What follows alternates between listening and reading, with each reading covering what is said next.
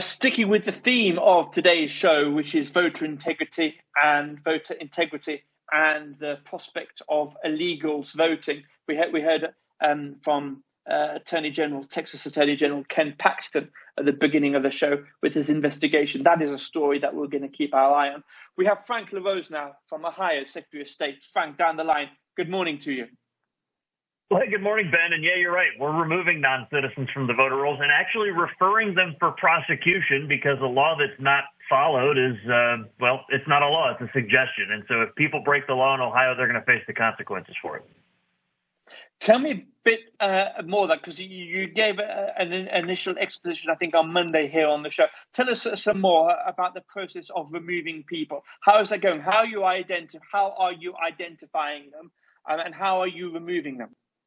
Well, first of all, the process is much harder than it needs to be because of lack of cooperation from the federal government. We're using every resource we have, but it's still not a full process that it could be. If, for example, we're able to pass Chip Roy's SAVE Act, this process will improve dramatically. Because it's so hard, because it involves so many different steps, a lot of other states are not bothering to do it. But we've had an all-hands-on-deck approach where we've worked with our State Bureau of Motor Vehicles. That's kind of the first filter that we go through. Ohio Bureau of Motor Vehicles, when you get a state driver's license or you get a state ID, we at that point establish your status. You're either a citizen or a non-citizen. So we use that. With that, I was able to remove hundreds of non-citizens from the voter rolls.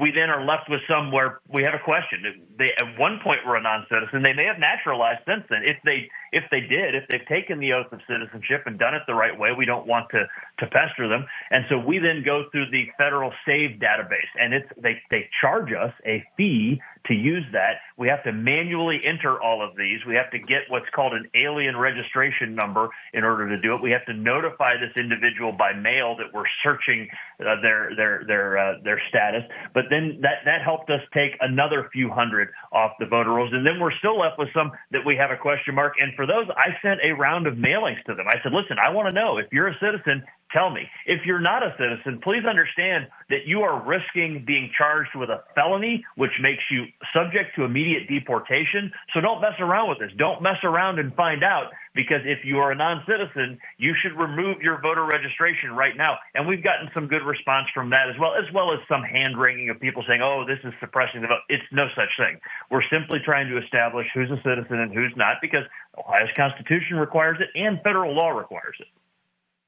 Yeah, it might sound obvious, but I sort of heard for the first time on the show today that actually that is the case. It is the law requires states to confirm that people voting are eligible to voting. It's not, the obligation isn't with people who are petitioning the state when they suspect voter fraud having taken place, of demonstrating that non-voters have voted, because of course it's very difficult in fact it's impossible for Americans to know the immigration status of other Americans, private information. But the law clearly states that the onus is with the state to assert the eligibility of those voting. For federal elections, it's clearly the state's responsibility. Although the law gives us, as secretaries of state, that responsibility, the federal government doesn't help us carrying out that responsibility, and that's really one of the big problems. We heard on the show today earlier that the RNC, is actually sending out letters to various secretaries of state, including to yourself, with a strategy of how to remove illegals from the voting rolls. Can you say anything about whether you've received this letter on your end, whether how helpful you're finding it in this work?